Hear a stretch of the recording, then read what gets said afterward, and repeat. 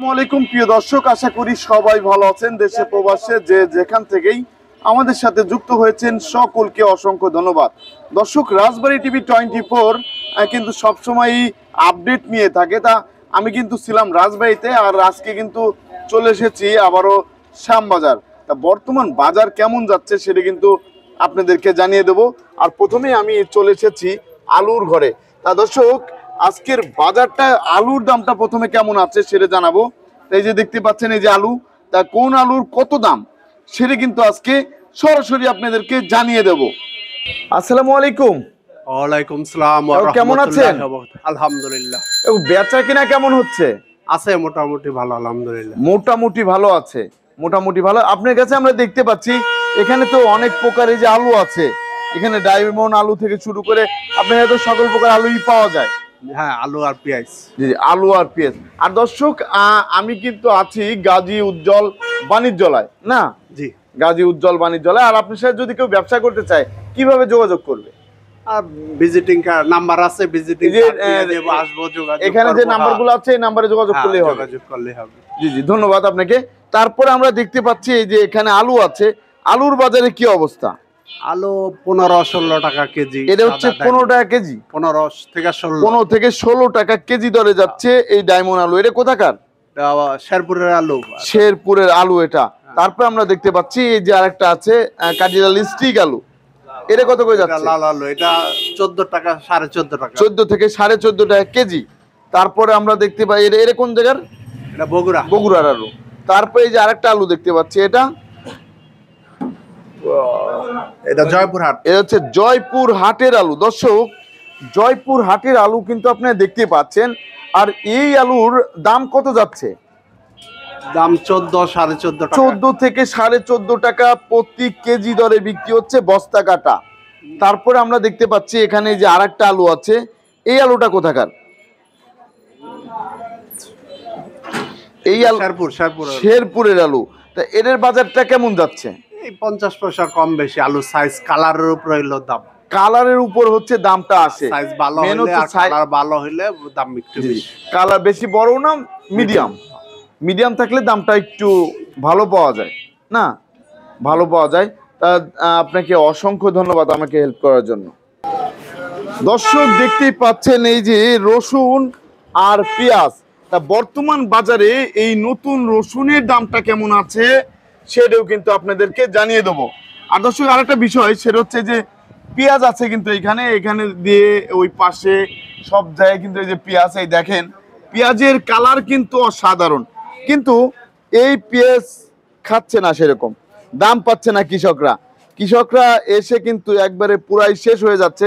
তা বর্তমান বাজারে এখন বর্তমানে কত টাকা কেজি দরে বিক্রি হচ্ছে সেটা কিন্তু আমরা জানবো। আর এই পাশে কিন্তু রসুন আছে। রসুনের আমদানি কিন্তু প্রচুর আমদানি আছে, প্রচুর আমদানি আছে এই যে রসুনের। তা রসুনের বাজারে কি অবস্থা সেটাও আমরা জানবো। আসসালামু আলাইকুম। ওয়ালাইকুম আসসালাম। কেমন আছেন? আলহামদুলিল্লাহ ভালো আছি। কাকু, বর্তমানে বেচা কেনার কি অবস্থা? বেচা কেনার অবস্থা খুব দাম একদম কম। বেচা কেনার অবস্থা খুবই খারাপ। খুবই খারাপ। তা দাম একবারে কম, একবারে কম না?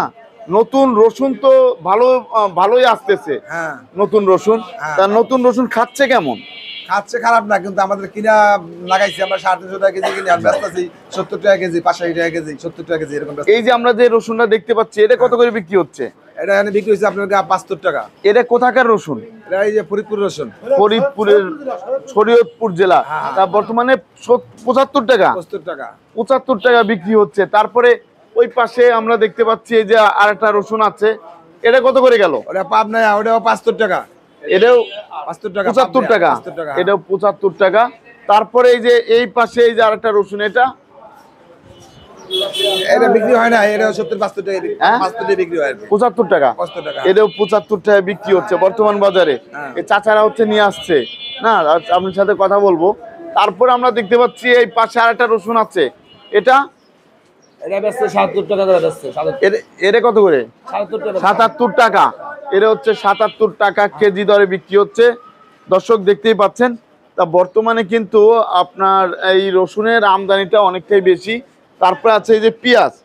এই পেঁয়াজের বাজারে কি অবস্থা? এটা 30 টাকা কেজি। 30 টাকা কেজি।